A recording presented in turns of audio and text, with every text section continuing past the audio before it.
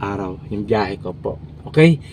Bali, syempre, Cavite. Yan. O, Bacoor, Cavite.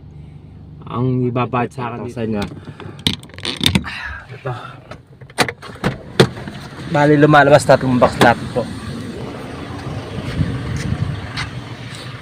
Ito po. Yan.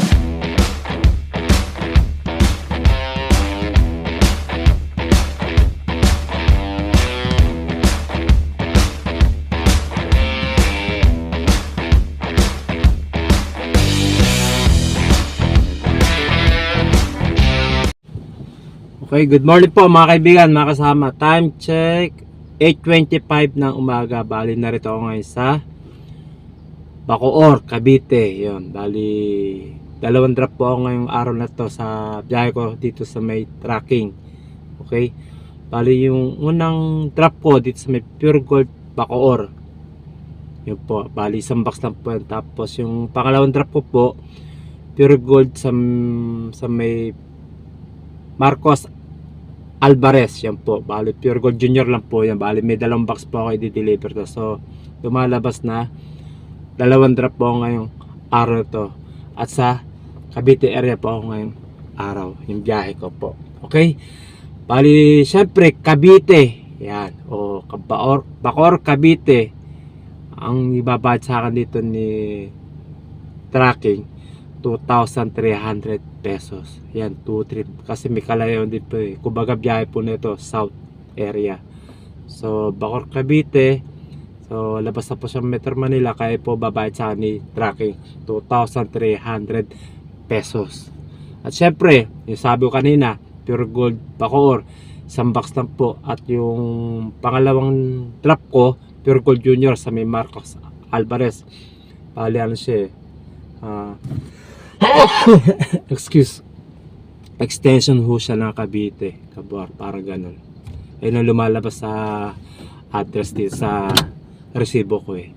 Pero papakita ko sa inyo mga kaibigan, napakagana naman po ito box na i-deliver ko sa store ng Pure Gold. Yan, nasa compartment ko eh, pakita ko sa inyo. Ito,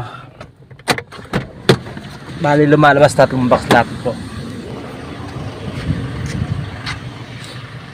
Po. Yan.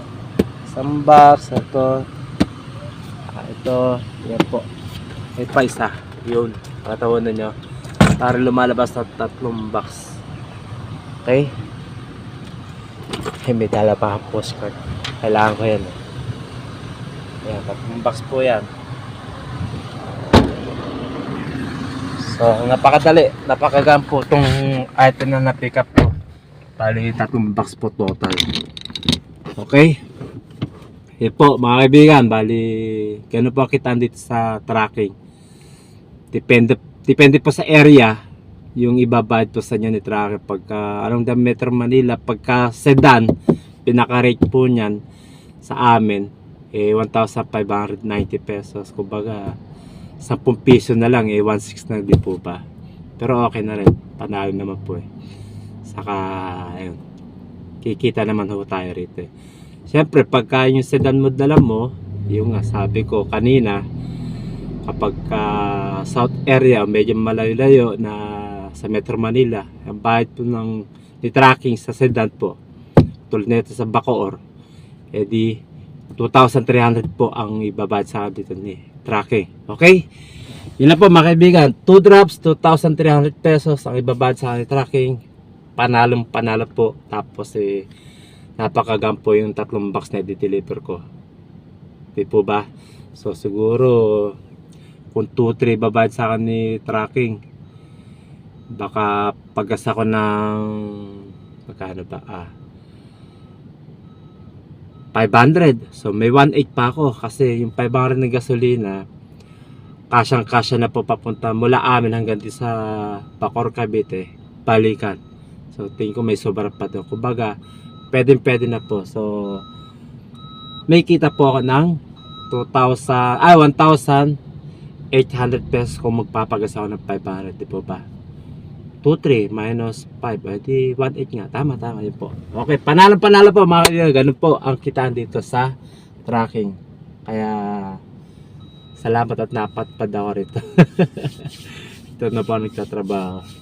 Kasi dati sa company, minimum wage na tapos pira pa yung OT, overtime. Pagka nag-overtime ka na sobra, naki-question pa.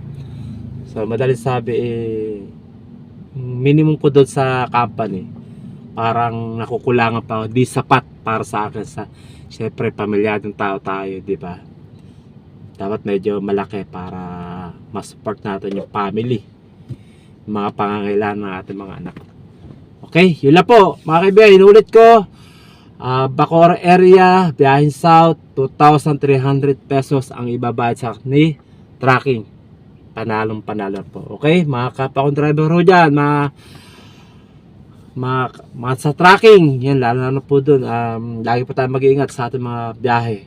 Okay, lagi tayo magtsatsaga sa ating paghahanap buhay.